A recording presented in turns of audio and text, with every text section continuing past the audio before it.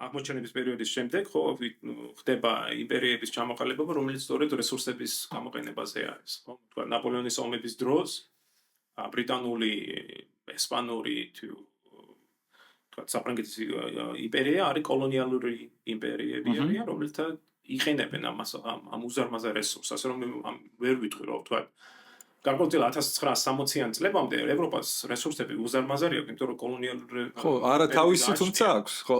ხო. ის რაც სხვა თუ არაფერი მაგალითად ნაპოლეონის ეხლა მუშაობ მაგალითად დიდ პროექტზე, რომელიც არის სწორედ ნაპოლეონის ომების ფისკალურ-ეკონომიკური ისტორია რა, აი როგორ მოხდა აი ამ ომების დაფინანსება, ასე რომ ვთქვა.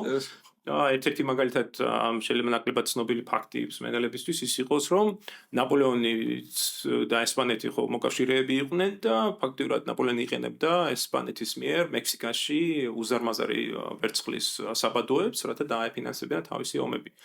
ხოლო 1808-9 წლამდე ეს ვერცხლი და ოქრო შემოდიოდა და ხდებოდა დაფინანსება მექსიკიდან, ხო, ამ საბადოების წარმოება გადაზიდვა კი არა, ძალიან საინტერესო მომენტია, როცა 1805 წელს ხდება გარიგება ბრიტანელებთან და იმის მიუხედავად რომ ბრიტანეთი საფრანგეთი ომის პირობებში არიან, გარიგება ხდება რომ ბრიტანულ ხომალდები ჩამოეტანათ მექსიკური ვერცხლი და გაეყოთ.